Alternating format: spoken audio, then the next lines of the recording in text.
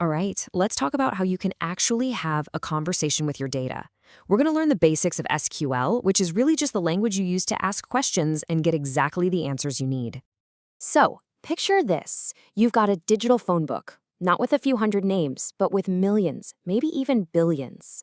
How in the world do you find just one person? You can't just scroll through it.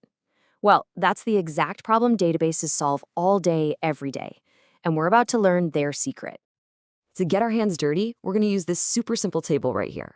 We'll call it users. It's got just 5 people. And for each one, we have an ID, a name, email, age, and country. This little guy is going to be our training ground for asking some really powerful questions. So here's the game plan. We're going to start with just how to look at the data. Then we'll learn how to filter out all the noise we don't need. After that, we'll sort what's left. And finally, we'll put all those skills together to ask one really specific, complete question. Okay, step 1. This is all about choosing what you want to see. And the very first word, the absolute foundation of your data vocabulary, is select. It's pretty much like telling the database, hey, show me. So the biggest, widest question we can possibly ask is this one. Select star from users. That little star or asterisk is just a handy shortcut for everything or all the columns. So we're literally saying, select every single column from that users table. And here's what we get back. No big surprises here, right? It's our entire table, just like we saw before. We asked for everything, and we got everything. It's simple, but, not always that useful. So let's get a little more focused. What if we only care about the names and email addresses? Well, instead of that star, we can just list out the exact columns we want, just like this. Select name, email from users. And check out the result. The database gives us back a brand new custom table that has only the 2 columns we asked for.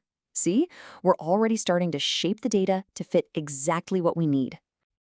Okay, selecting columns is one thing, but the real magic, the real power, comes from filtering the rows. And for that, we use our second key command, where. This is how you find that needle in the haystack. Let's say we only want to see the users who are from the USA. We'd write a query that looks like this. We start by saying select all from users. Show me everything. But then we add our condition, where country equals USA. And just like that, poof, the database filters the table for us. It goes through every single row, checks the country, and only gives us back the ones that match USA. So we're left with just Peter and Mary. And the where clause isn't just for text, it's awesome with numbers too. Here, we're asking for all the users who are older than 25. That greater than symbol does exactly what you think it does. And here's what we get. The database gives us Mary, Marley, and Harley. But wait, notice Peter's gone. Why? Well, because he's exactly 25, not greater than 25. See? Databases are super literal. They do exactly what you tell them to. This is a really good question. You might be wondering, what happens if you ask for something that's just not there? Does the whole thing break? Do you get some big, scary error message? Well, let's find out. So we're going to ask the database to find us a user named Ali. Now, if we think back to our little table, we know for a fact there's nobody named Ali in there. So what's going to happen when we run this? And here's the really important thing to get. An empty result is not an error. It's actually the correct answer. The database is just telling us, hey, I looked everywhere for users named Ali, and I found exactly 0 of them. It's a totally valid response. All right, time for our final piece of the puzzle for today. It's all about bringing a little organization to our answers. Once we've selected our columns and filtered our rows, we can sort everything with the order by command. So let's say we want to see all our users, but we want them listed from youngest to oldest. We can write select all from users, order by age ASC. That ASC on the end is just short for ascending. Think going up. And will you look at that? It's our full table, but the rows aren't in their original order anymore. They've been completely reshuffled based on that age column, starting with Keto at 22 and going all the way up to Harley at 35.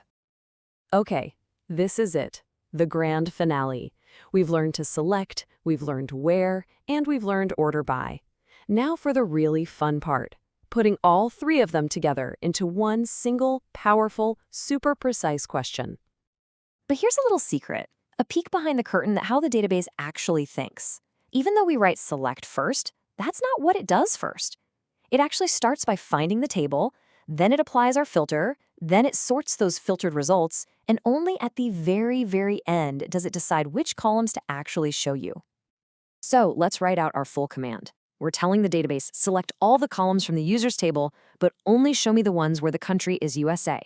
And then take those results and sort them by age in descending order. DESC just means descending, so oldest first. And this is where you really see the power. The database first found just Peter and Mary from the USA. Then it took that tiny list and sorted it by age, putting the older one, Mary, right at the top. This is the exact, precise answer we were looking for.